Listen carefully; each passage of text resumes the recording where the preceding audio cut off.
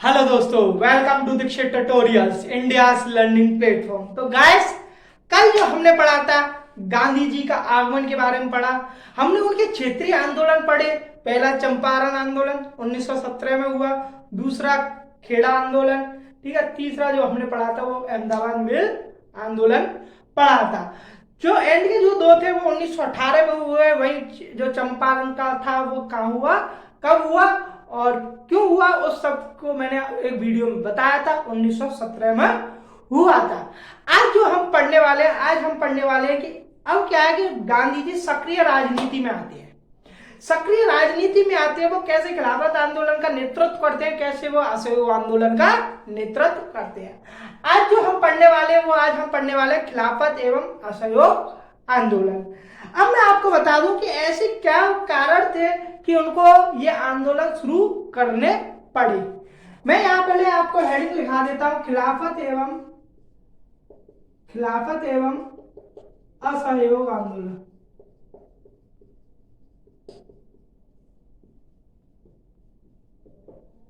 देखिए, असहयोग आंदोलन में बता रहा हूं, खिलाफत एवं असहयोग आंदोलन, इनके अगर मैं कारण की बात करूं, ठीक है, तुम्हें पता है मैं जब भी कभी भी पढ़ाता हूं, जैसे कोई भी टॉपिक हमने पढ़ाया है, ठीक है, मैं उसके लिए मैं आपको पहले भूमिका पढ़ाता हूं। भूमिका के बाद हमेशा मैं कारण बताता हूं, ठीक है। कारण में भी दो तरह से होते हैं, एक होता है दीर्घकालिक कारण, एक होता है तत्कालिक कारण। फिर इसके बाद बताता हूं प्रमुख घटनाएं। फिर जो मैं आपके लिए बताता हूं मैं आपको महत्व के बाद बताता हूं प्रभाव, ठीक है। प्रभाव एक पे पड़ेगा पॉजिटिव, एक पार्टी पर पॉजिटिव तो दूसरी पार्टी पर नेगेटिव इफेक्ट पड़ेगा, ठीक है। तो मैं आपके लिए बता देता हूं, देखो भूमिका, ठीक है। अब जो कारण होते हैं वो दो तरीके से होते हैं, दीर्घकालिक कारण और तत्कालिक कारण। तो मैं आपको कारण बता देता हूं, ठीक है। भूमिका मैं बता ही रहा हूं, इतने दिनों से भूमिका चल रही है एक तरह से। मैं आपको तत्कालिक और दीर्घकालिक कारण बता देता हूं। जो पहला जो कारण है वो मैं बताऊं, जो था महंगाई से त्रस्त। मतलब इसका मतलब क्या है कि महंगाई से त्रस्त का मतलब है कि प्रथम विश्व युद्ध के बाद जो आर्थिक कठिनाई सामने आने लगी थी, ठीक है। मैं यहां लिख देता हूं, प्रथम विश्व युद्ध के बाद आर्थिक कठिनाई।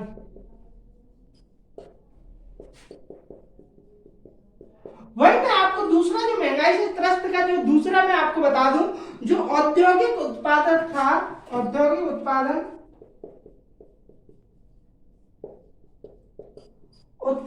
कम हो गया था, ठीक है।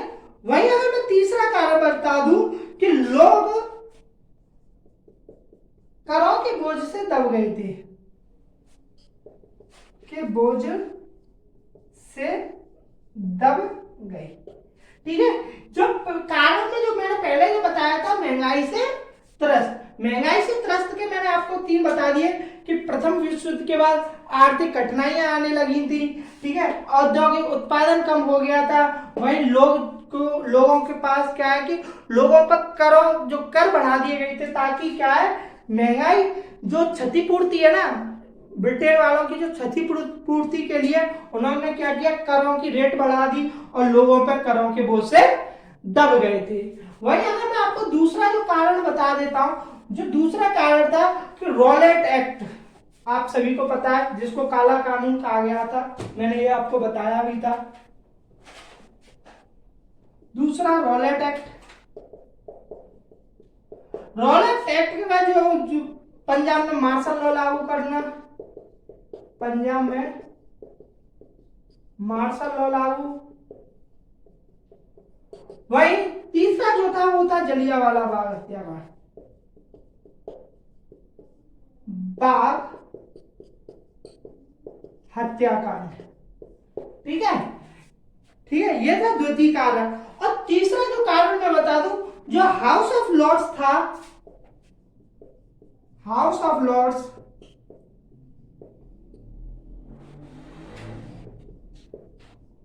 हाउस ऑफ लॉर्ड्स था, उसने क्या किया, जनरल डायर के कृत्यों को उचित समझा था।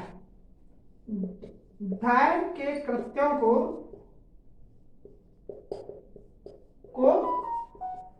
उचित, ठीक है, जनरल डायर के कृत्यों को क्या समझा गया, उचित समझा गया। वही जो मैं बता दूं, जो चौथा कारण था वो था 1919 का मॉन्टेग्यू चेम्सफोर्ड सुधार आंदोलन। 1919 को जो मॉन्टेग्यू चेम्सफोर्ड सुधार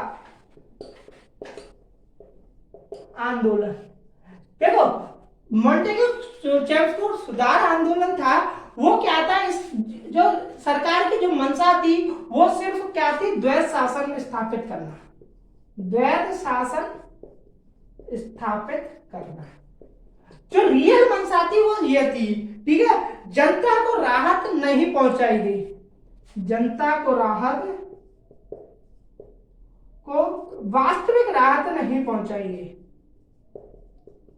वास्तविक राहत नहीं पहुंचाई गई, ठीक है।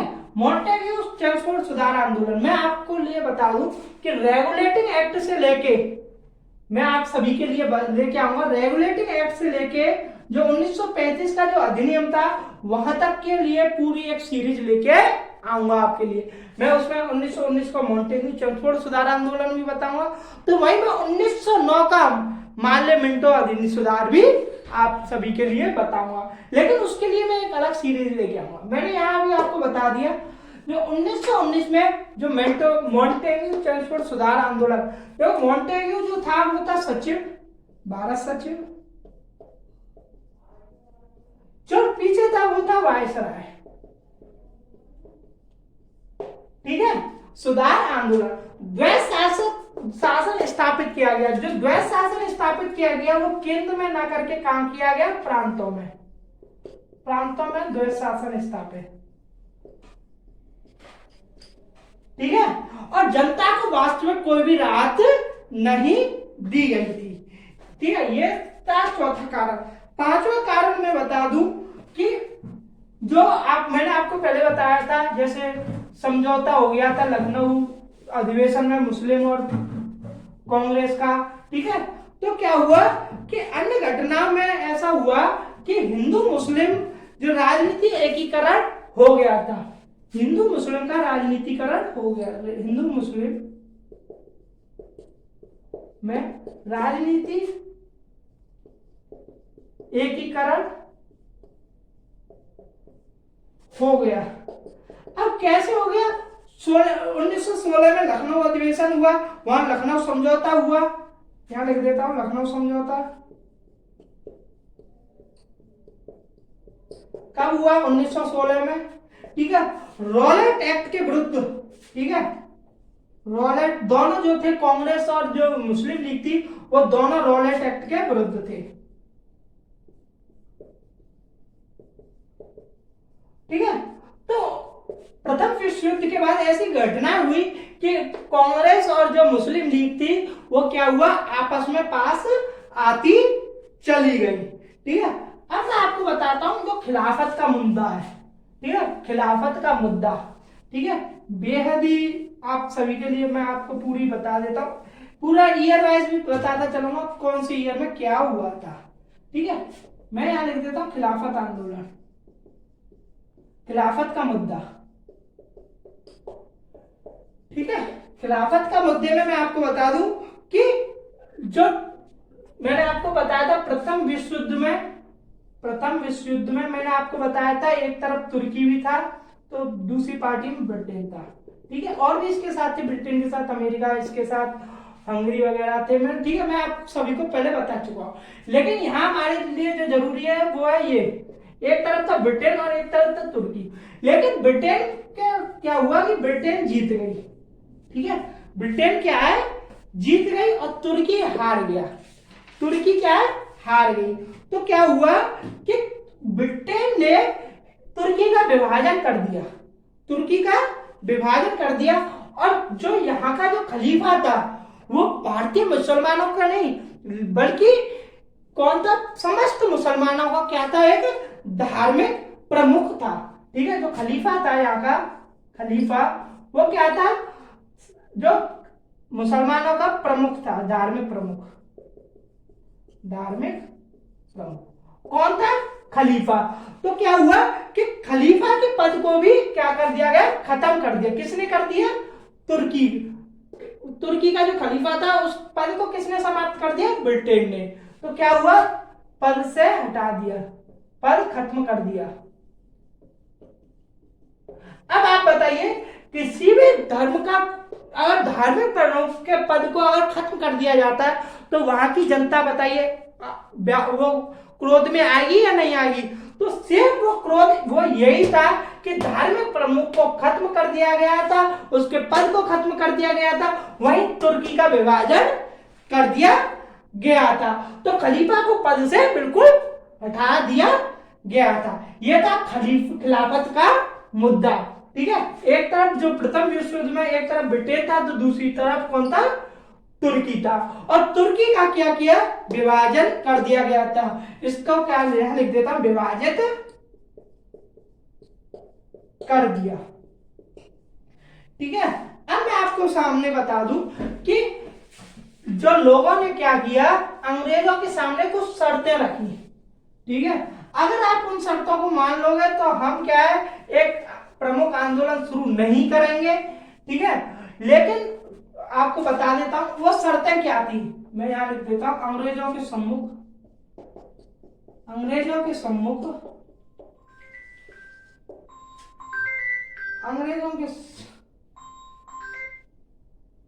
अंग्रेजों के सम्मुख प्रमुख मांगे रखी गई थी। मैं ठीक है, प्रमुख मांगे रखी गई थी। अब मैं बता दूं कि क्या जो प्रमुख मांगे थी वो क्या रखी गई। तो सबसे पहले जो मांग थी वो थी मुसलमानों के जो धार्मिक स्थानों पर खलीफा के प्रभुत्व को पुनः स्थापित कर दिया जाए। तो यहाँ क्या कि जो खलीफा को पद से हटा दिया गया था तो इन्होंने मांग रखी कि खलीफा के पद को फिर से पुनर्स्थापित किया जाए। मैं यहां लिख देता हूं, खलीफा के पद को पुनः स्थापित किया जाए। वही जो दूसरी जो प्रमुख मांग थी कि खलीफा का जो प्रदेश को जो विभाजित कर दिया गया था उस क्षेत्र को पुनर्व्यवस्थित किया जाए। क्षेत्र को पुनर्व्यवस्थित किया जाए। ठीक है, अंग्रेजों के सामने जो दो प्रमुख मांग थी वो ये थी, क्योंकि जो खलीफा था वो मुसलमानों का धार्मिक प्रमुख था। ठीक है, धार्मिक प्रमुख था। जनता को जो क्षेत्र को फिर से पुनर्व्यवस्थित इसलिए करवाया गया क्योंकि जो तुर्की था, जो मुसलमानों का जो प्रमुख था वो कहाँ रहता था, तुर्की में रहता था। ठीक है, तो अंग्रेजों के सम्मुख जो थी वो प्रमुख यह थी, प्रमुख मांगे जो रखी गई थी वो ये रखी गई। अब मैं आपको बता दूं इसके लिए क्या किया गया, जो खिलाफत समिति का गठन किया गया 1919 में। 1919 में खिलाफत समिति का गठन किया गया।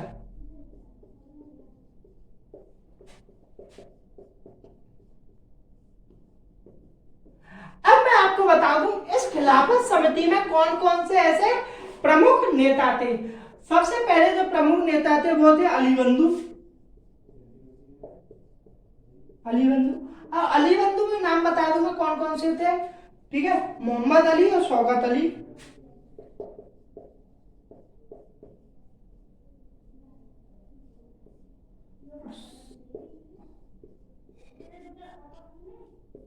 मोहम्मद अली और शौकत अली वहीं आपको बता दूं मौलाना आजाद,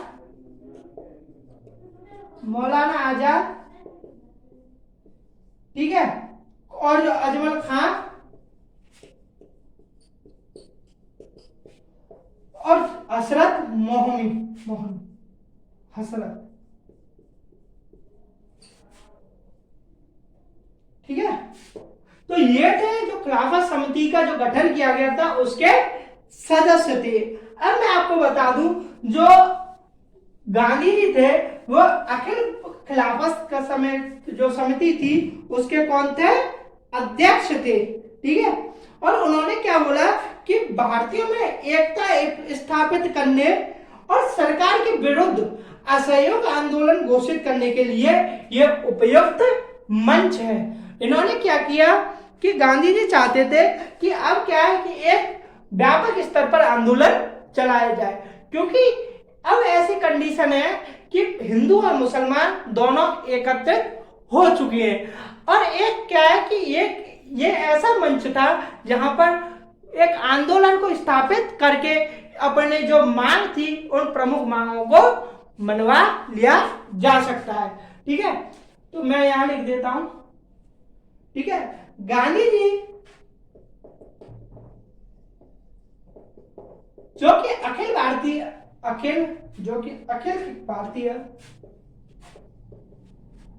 अखिल भारतीय खिलाफत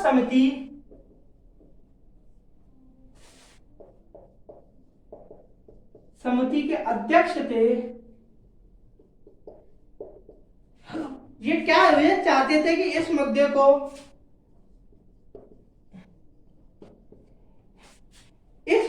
को भारतीयों में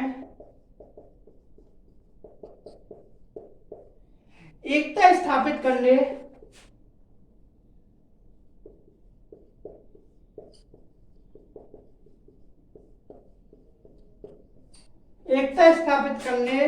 एवं सरकार के विरुद्ध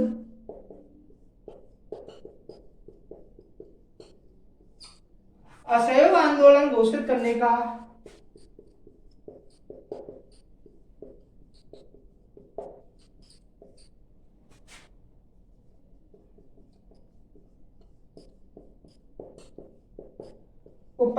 उपयुक्त मंच है, ठीक है। ये कौन बोल रहा था, गांधी जी ऐसा कह रहे थे।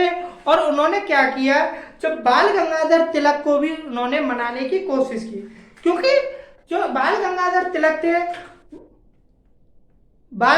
तिलक थे वो इस बात से सहमत नहीं थे। वो नहीं चाहते कि किसी भी मुद्दे को धार्मिक मुद्दा बनाया जाए, ठीक है। वो ऐसा इसलिए चाहते थे क्योंकि वो नहीं चाहते थे कि लोगों में क्या है किसी भी धार्मिक वजह से फिर से मनमुटाव हो जाए, ठीक है, ठीक है। तो जो बाल गंगाधर तिलक ने बोला कि धार्मिक मुद्दों पर मुस्लिम नेताओं के साथ संधि करने का इन्होंने क्या किया, विरोध किया। साथ ही वे सत्याग्रह को राजनीतिक हथियार के रूप में प्रयोग किए जाने के प्रति आशंकित भी थे, ठीक है। तो क्या हुआ, गांधी जी ने उन्हें मनाने की बहुत कोशिश की थी। मैं एक बार यहां लिख देता हूं, क्योंकि कभी कभी क्वेश्चन आ जाता है कि बाल गंगाधर तिलक जो खिलाफत आंदोलन के विरुद्ध थे तब उन्होंने क्या बोला था। स्टेटमेंट कभी कभी आ जाता है, ठीक है। मैं उन स्टेटमेंट को बता के चलता हूं आप सभी के लिए, ठीक है। तो बाल गंगाधर तिलक थे, तिलक ने धार्मिक मुद्दों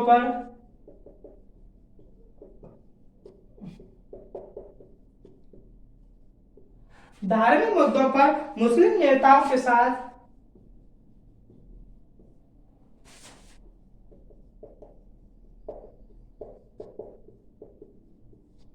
संधि करने का विरोध किया।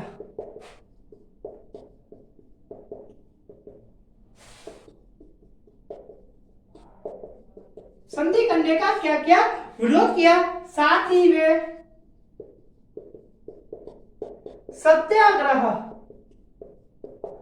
सत्याग्रह को राजनीतिक हथियार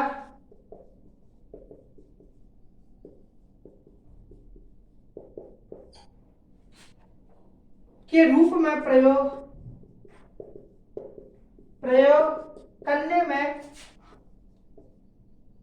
करने के प्रति आशंकित थे। ठीक है, बाल गंगाधर तिलक। अब मैं आपको बताता चलूंगा सन बाय सन, जैसे फरवरी 1920 में क्या हुआ, ठीक है, अगस्त में क्या हुआ, जून में क्या हुआ, मई में क्या हुआ, मैं सब आपको बताता चलूंगा ईयर बाय ईयर। ठीक है, क्योंकि कभी कभी ऐसा एग्जामिनर आता है जो फैक्चुअल पूछ लेता है। ठीक है, तो मैं उस फैक्चुअल को भी आप सभी के लिए बताने की कोशिश करूंगा। तो गाइस थोड़ा पानी पीओ।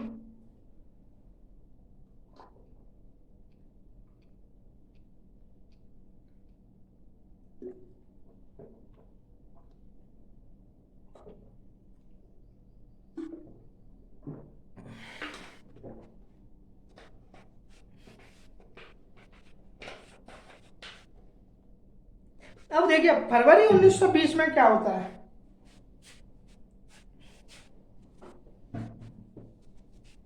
फरवरी 1920 में जो हिंदू और मुसलमान के जो प्रतिनिधि थे वो वायसराय से मुलाकात करते हैं।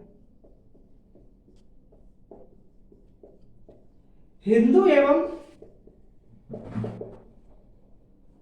मुस्लिम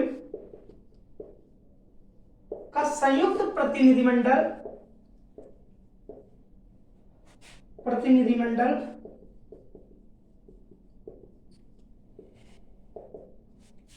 वायसराय से मुलाकात करता है।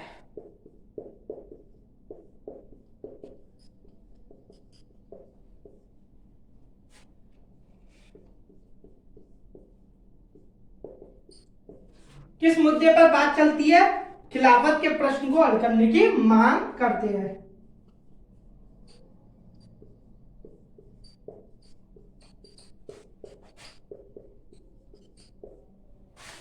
हल करने की मांग करते हैं। फरवरी 1920 में होता। मई 1920 में क्या होता है कि ब्रिटेन क्या है, तुर्की के साथ एक संधि करता है। उस संधि का नाम है सेब्रिज की संधि। कब करता है ये? मई 1920 में। तुर्की के साथ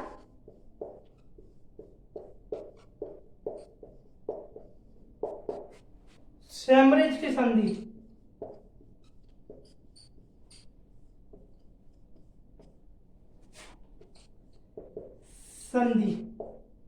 की जाती है। ठीक है, तुर्की के साथ क्या है, सेम्ब्रिज की संधि की जाती है और इस संधि में क्या होता है, तुर्की का विभाजन कर दिया जाता है। ठीक है, कौन संधि में किया जाता है? सेम्ब्रिज की संधि में।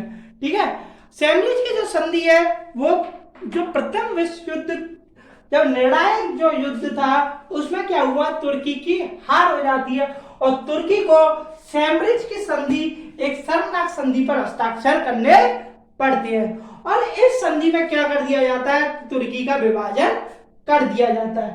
तुर्की के विभाजन के साथ ही खलीफा के को पद से हटा दिया जाता है, जो कि खलीफा कौन था, जो मुसलमान का जो प्रमुख था, धार्मिक प्रमुख था। ठीक है, वो भारतीय मुसलमानों का ही धार्मिक प्रमुख नहीं था, वो समस्त जो भी मुसलमान थे, जितने भी मुसलमान थे विश्व में, ठीक है, उन सभी का वो कौन था, धार्मिक प्रमुख था। ठीक है, वो धार्मिक प्रमुख था और ये कब किया गई थी? मई 1920 में किया गया। लेकिन मई 1920 के बाद क्या होता है, जून 1920 को, ठीक है, अब आता मई के बाद जून 1920 को क्या किया जाता है, केंद्रीय खिलाफत जो समिति का जो अधिवेशन है वो इलाहाबाद में होता है। क्या होता है? वो इलाहाबाद में होता है और उसमें क्या है, जो स्कूल, कॉलेज तथा न्यायालयों का बहिष्कार के निर्णय लिया जाता है। ठीक है, अब यहां मैं बता देता हूं, जून 1920 में क्या हुआ, केंद्रीय खिलाफत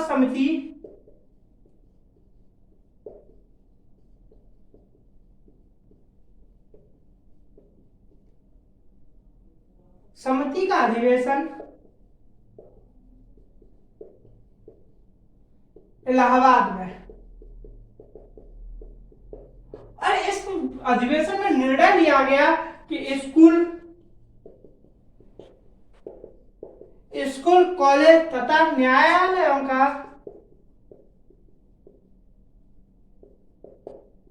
का बहिष्कार किया जाएगा।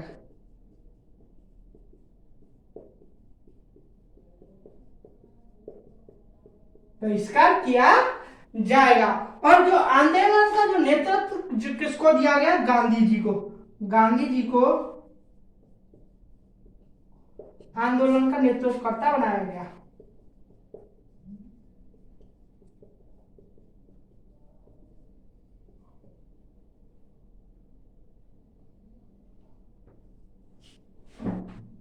बनाया गया। ठीक है, ठीक है। जून 1920 में होता है। वही मैं आपको बता दूं 31 अगस्त 1920 को, ठीक है, 31 अगस्त 1920 को खिलाफत समिति ने औपचारिक रूप से क्या कर दिया? असहयोग आंदोलन की घोषणा कर दी।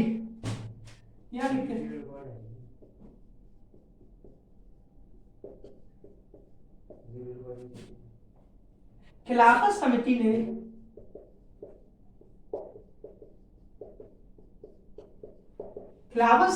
ने औपचारिक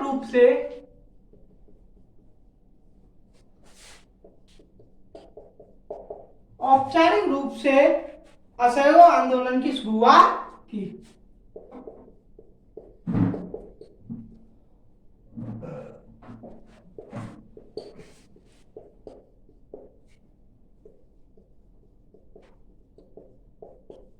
इकतीस अगस्त को हुआ था, लेकिन दुर्भाग्यवश मैं आपको बता दूं 1 अगस्त 1920 को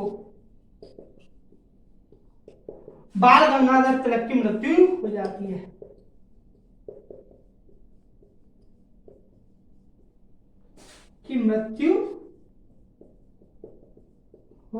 है। ठीक है, 1 अगस्त 1920 को। उस मृत्यु के बाद ही 31 अगस्त को असहयोग आंदोलन शुरुआत होता है। अब मैं आपको बता दूं सितंबर 1920 में जो विशेष अधिवेशन बुलाया जाता है, ठीक है, सितंबर 1920 में। और वो अधिवेशन कहां होता है? वो होता है कलकत्ता में। विशेष अधिवेशन है, वार्षिक अधिवेशन नहीं है गाइस, विशेष अधिवेशन। सितंबर 1920 को विशेष अधिवेशन, वार्षिक अधिवेशन नहीं है, विशेष अधिवेशन, ठीक है, कहां होता है? कलकत्ता में। विशेष अधिवेशन कलकत्ता में, ठीक है, सितंबर 1920 को। और क्या किया कि स्वराज की स्थापना होने तक, मैं यहां लिख देता हूं, यहां एक निर्णय लिया गया था स्वराज की स्थापना होने तक असहयोग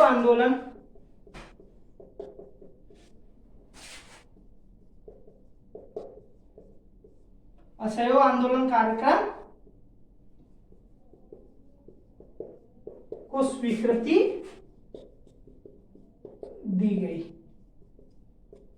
ठीक है, अब मैं आपको यहां कुछ बता देता हूं। इसमें क्या है कि कुछ निर्णय लिए गए थे, जैसे सरकारी शिक्षण संस्थाओं का बहिष्कार, सरकारी शिक्षण संस्थाओं का बहिष्कार। जो दूसरा था वो न्यायालयों का बहिष्कार। अगर आप सोचोगे कि अगर न्यायालयों का जो कोर्ट था उनका बहिष्कार किया गया तो न्याय का माध्यम क्या हुआ? तो यहाँ क्या है, पंचायतों को पंचायत के माध्यम से न्याय का कार्य, पंचायत माध्यम से न्याय का कार्य, न्याय का कार्य। अब मैं कर दूं विधान परिषदों का, यहाँ इस पॉइंट को मैं ऊपर लिखूंगा क्योंकि ये बेहद ही बहुत जरूरी पॉइंट है, विधान परिषदों का बहिष्कार। ठीक है, क्योंकि यहाँ क्या है, दो गुट थे, एक जो चाहते थे विधान परिषद का बहिष्कार ना किया जाए,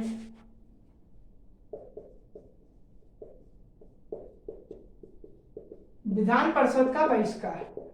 अब देखो यहाँ क्या है कि दो कांग्रेस के दो मत आए कि विधान परिषदों का बहिष्कार नहीं करते, दूसरा जो चाहता था वो करते थे विधान परिषद का हम बहिष्कार करेंगे। जो विधान परिषद का जो बहिष्कार जो करने के पक्ष में नहीं थे, आपको मैं बता दूं, इसके विपक्ष में जो प्रमुख नेता थे वो कौन थे, CR दास। ठीक है, विपक्ष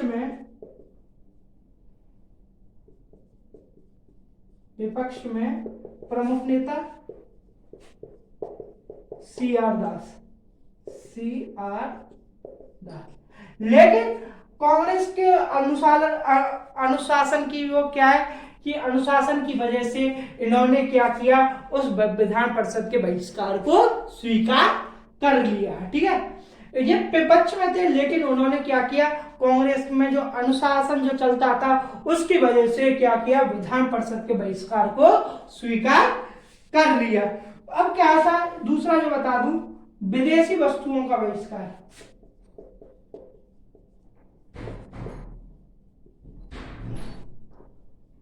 विदेशी वस्तुओं का, अब विदेशी वस्तुओं के बहिष्कार के साथ क्या किया, खादी के उपयोग को बढ़ावा दिया, खादी के उपयोग को बढ़ावा दिया, खादी के उपयोग को बढ़ावा देने के साथ साथ चरखा कातने को प्रोत्साहन दिया गया,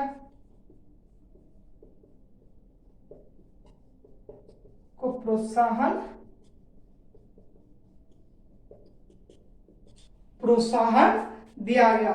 अब मैं आपको और बता देता हूं, यहाँ क्या है, और भी ऐसे जो निर्णय लिए गए थे, जो निर्णय है ना, जो स्टेटमेंट वाले जो क्वेश्चन आते हैं उनमें ये आ जाते हैं, इसलिए मैं इतना ध्यान दिलवा रहा हूं आप सभी पर, क्योंकि मैं नहीं चाहता कि मेरे कंटेंट से एक क्वेश्चन भी आपको बाहर पढ़ना पड़े। ठीक है, तो यहां मैं बता दूं, सरकारी उपाधियां, ठीक है, सरकारी उपाधियों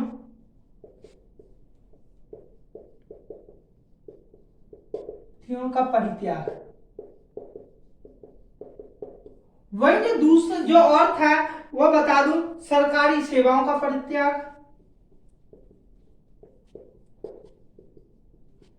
सेवाओं का परित्याग। ठीक है, और इसके बाद मैं बता दूं, जैसे सरकारी करों का भुगतान ना करना,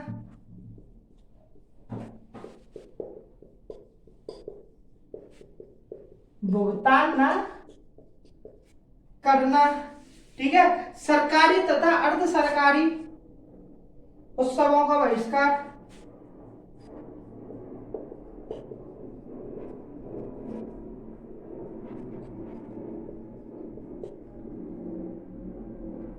उत्सवों का बहिष्कार।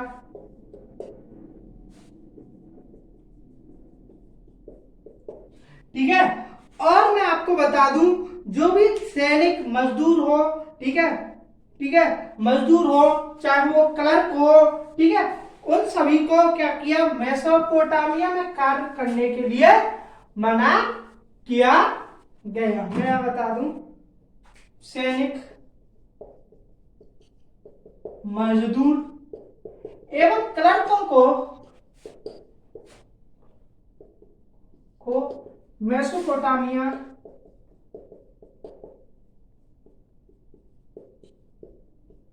मेसोपोटामिया में कार्य करने के लिए मना किया।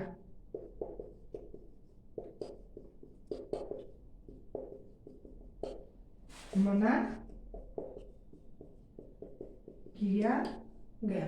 अब मैं आपको बता दूं, मेसोपोटामिया में काम करने के लिए मना किया गया।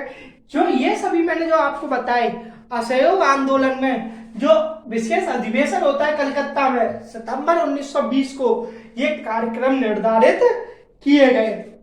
असहयोग आंदोलन में क्या किया, हम हिंसा नहीं करेंगे, लेकिन हम आपके काम में कोई भी सहयोग नहीं करेंगे, हम इन कामों का बहिष्कार करेंगे। और मैंने वो प्रमुख कार्यक्रम जो मैंने आपको सामने सभी लिख दिए। ठीक है, अब क्या होता है, कि दिसंबर 1920 को कांग्रेस का वार्षिक अधिवेशन होता है, और जो वार्षिक अधिवेशन है वो नागपुर में होता है। कहाँ होता है? नागपुर में। ठीक है, दिसंबर 1920 में वार्षिक अधिवेशन कहाँ होता है, यहां लिख देता हूं।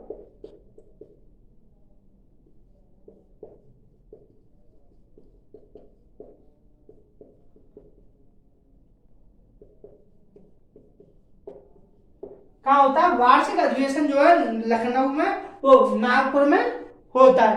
अब मैं आपको बता दूं, जो कांग्रेस ने पहले क्या बोला था कि हम संवैधानिक रूप से स्वशासन को प्राप्त करेंगे। क्या बोला था? कि संवैधानिक रूप से स्वशासन को प्राप्त करेंगे। लेकिन इस अधिवेशन में क्या किया, उस बात को पलटा गया। अब इसमें बोला गया कि हम शांतिपूर्ण एवं न्यायोचित तरीके से स्वराज्य की प्राप्ति करेंगे। मैं आपको बता दूं, तो पहले जो स्टेटमेंट दिया जाता था वो दिया जाता था संवैधानिक रूप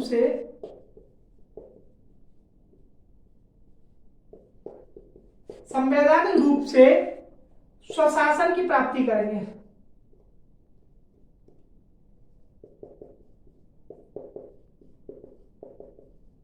की प्राप्ति, इसको पलट के क्या बोला गया कि हम शांतिपूर्ण एवं न्यायोचित तरीके से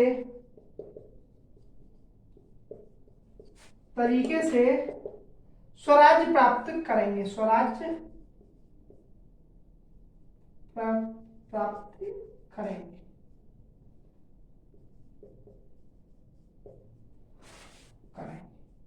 ठीक है, ये कब किया गया? नागपुर अधिवेशन में। नागपुर अधिवेशन में क्या बोला गया कि संवैधानिक रूप से स्वशासन की जो प्राप्ति हम जो चाहते थे, हम अब अपने स्टेटमेंट को बदलते हैं और हम क्या कहते हैं कि शांतिपूर्ण एवं न्यायोचित तरीके से स्वराज की प्राप्ति करेंगे।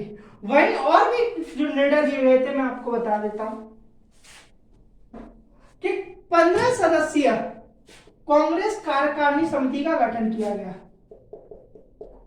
यहां लिख देता हूं, कांग्रेस कार्यकारिणी समिति का गठन। कितने सदस्य थी ये? 15 सदस्य। ठीक है, ठीक है। इसके बाद क्या किया? भाषाई आधार पर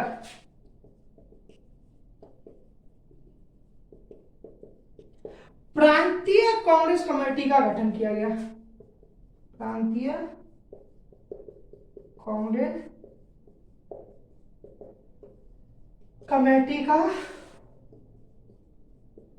गठन किया गया। ठीक है, भाषाई आधार पर क्या किया? प्रांतीय कांग्रेस कमेटी का गठन किया गया। गांव एवं कस्बों में भी समितियों का गठन किया गया। गांव एवं कस्बों में समिति का गठन किया गया। समितियों का गठन एवं इसके जो सदस्यता लेने के लिए जो फीस रखी गई थी वो रखी गई थी 4 आना। सदस्यता फीस 4 आना। 4 आना। ठीक है, ठीक है। ये कब किए गए थे? वार्षिक अधिवेशन नागपुर में ये निर्णय लिए गए थे। अब मैं आपको बता दूं, सुरेंद्र नाथ बनर्जी की भी एक फेडरेशन था। उस फेडरेशन का नाम जो था वो था इंडियन नेशनल लिबरल फेडरेशन। ठीक है, पीटीआर में लिख लेना। सुरेंद्र नाथ Banerjee,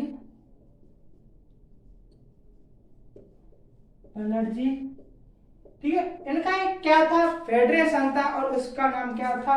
Indian national liberal federation. ठीक है, सुरेंद्रनाथ बनर्जी का। अब मैं आपको बता दूं, जो महात्मा गांधी जी ने, आपको पता है जो गांधी जी को महात्मा की उपाधि किसने दी थी? पता है?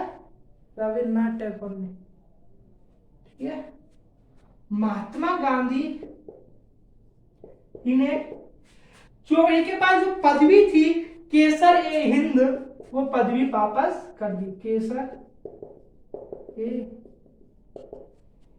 हिंद पदक लौटा दिया, पदक लौटा दिया। ठीक है। और जो पहला एक क्या किया, एक फंड जो असहयोग आंदोलन के दौरान एक फंड जो निर्धारित किया गया था, उस फंड को बनाया गया था तिलक स्वराज्य फंड। अब तिलक स्वराज्य फंड बनाया गया था असहयोग आंदोलन के दौरान। तो इसमें क्या है, इस फंड में क्या किया, एक निर्धारित सीमा, जो रुपए की जो सीमा थी वो निर्धारित की गई थी, एक लिमिटेड रुपए रखा गया था। लेकिन ये असहयोग आंदोलन इतना व्यापक स्तर पर था, ये इतना सफल हो चुका था कि जो तिलक स्वराज्य फंड है ये अपने लक्ष्य से भी आगे बढ़ गया, लक्ष्य से आगे बढ़ गया। अब गाइस मैं आपको बता दूं, जैसे जैसे असहयोग आंदोलन आगे बढ़ रहा था, व्यापक स्तर पे चल रहा था, वहीं एक घटना हो जाती है। फरवरी की जो घटना है वो 1922 की घटना है, वो 5 फरवरी की घटना है। वो घटना है चोरी चोरा कांड। चोरी चोरा कांड, इतने साल की जो मेहनत थी वो सब बर्बाद कर दी सिर्फ एक चोरी चोरा कांड ने। वो चोरी चोरा कांड क्या था, वो चोरी चोरा कांड था जो गोरखपुर में एक जिले था, ठीक है, उत्तर प्रदेश का एक जिला है गोरखपुर, वहां पर एक गांव था, छोटा सा गांव चोरी चोरा। वहां पर क्या किया, एक हिंसक घटना हुई जिसमें कि 22 पुलिसकर्मी मारे गए।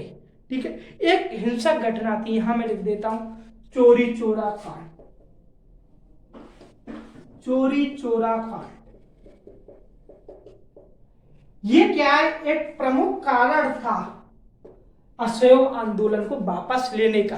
क्योंकि महात्मा गांधी जी जो कहते थे, वो कहते थे जितना हमारा साध्य पवित्र है हम उसको पाने के लिए साधन भी उतना पवित्र होना चाहिए। अगर हम स्वराज्य की मांग कर रहे हैं तो हम हिंसक को उसमें जगह नहीं दे सकते, हम शांतिपूर्ण तरीके से काम करेंगे। क्योंकि साध्य साधना की पवित्रता का उन्होंने उल्लेख किया था कि जितना साध्य पवित्र होगा साधन भी उतना पवित्र होना चाहिए। तो 5 फरवरी 1922 की वो घटना कहाँ होती है, गोरखपुर जिले के, उत्तर प्रदेश के गोरखपुर जिले में, उत्तर प्रदेश के गोरखपुर जिले में। उस गांव का नाम क्या था, चोरी चोरा। क्या नाम था, चोरी चोरा।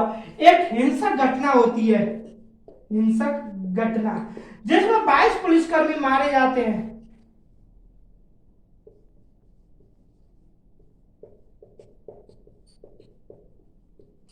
पुलिसकर्मी मारे जाते हैं, वही इससे महात्मा गांधी जी को बेहद ही आघात पहुंचता है और उन्होंने असहयोग आंदोलन को वापस लेने का निर्णय किया।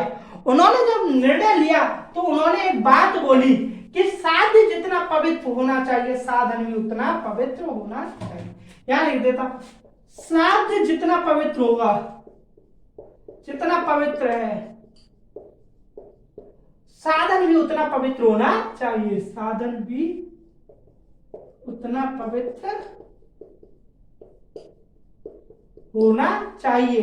ये किसने बोला, ये स्टेटमेंट दिया था महात्मा गांधी ने, महात्मा गांधी जी ने। कब दिया था, असहयोग आंदोलन चोरी चोरा कांड के उपरांत। यहां लिख देता हूं, असहयोग आंदोलन को वापस लेते समय जो एक आप खुद सोचिए, जो एक आंदोलन इतना व्यापक स्तर पर पहुंच गया था, ठीक है, वो क्या है, एक घटना ने वो सब बर्बाद कर दिया। ठीक है, गांधी जी असहयोग आंदोलन को वापस लेने के लिए एग्री हो जाते हैं। और क्या क्यों करते हैं, क्योंकि वो क्या चाहते थे कि मेरा, अगर मैं साध्य जितना पवित्र रख रहा हूं तो मेरा साधन भी उतना पवित्र होना चाहिए। इस वजह से वो महात्मा गांधी जी अपने आंदोलन को वापस ले लेते हैं। लेकिन गांधी जी की बात को क्या किया जाता, बहुत लोग असंतुष्ट थे, वो वापस लेना नहीं चाहते थे। कौन कौन लेना नहीं चाहता था, मैं आपको नाम बता दूं। मोतीलाल नेहरू,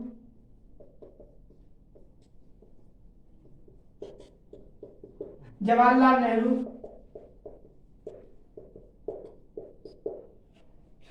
ठीक है, और सुभाष चंद्र बोस इत्यादि, ठीक है। वो ये लोग कह रहे थे कि अब असहयोग आंदोलन को वापस लेने का कोई अर्थ ही नहीं निकलता, क्योंकि हम जो ये आंदोलन है वो बेहद ही व्यापक स्तर पर पहुंच गया है। अगर हमने इसको वापस कर दिया तो हमारी पूरी मेहनत बर्बाद हो जाएगी। लेकिन गांधी जी अपने अड़े रहे और उन्होंने बोल दिया कि नहीं, मेरे अगर आंदोलन में हिंसा की कोई जगह नहीं है, क्योंकि वह साध्य साधना की पवित्रता पर विश्वास रखते थे। तो एक चोरी चोरा कांड ने पूरी मेहनत को बर्बाद कर दिया गया। और मैं आपको बता दूं कि जो गांधी जी थे, उनको कारावास दिया गया, 6 साल का कारावास दिया गया था, ठीक है। और उन्होंने बोला भी था कि अगर मुझे ये मंजूर है, ये सजा मुझको मंजूर है, क्योंकि वो नहीं चाहते थे कि उनके आंदोलन में हिंसक घटनाएं हो, ठीक है, वो नहीं ऐसा चाहते थे। और यहीं पर असहयोग आंदोलन समाप्त कर दिया जाता है। तो अगर आपको ये लेक्चर बेहद बढ़िया लगा हो, आपके लिए बेनिफिशियल हो, तो हमें कमेंट बॉक्स में बता दीजिए। और अगर आपको कोई भी डाउट हुआ करे तो आप कमेंट बॉक्स में छोड़ दिया कीजिए। ओके गाइस, आप इस चैनल को ज़्यादा से ज़्यादा लोगों के साथ भी शेयर कीजिए, सब्सक्राइब कीजिए इस चैनल को, like share and subscribe this channel. जय हिंद, जय भारत।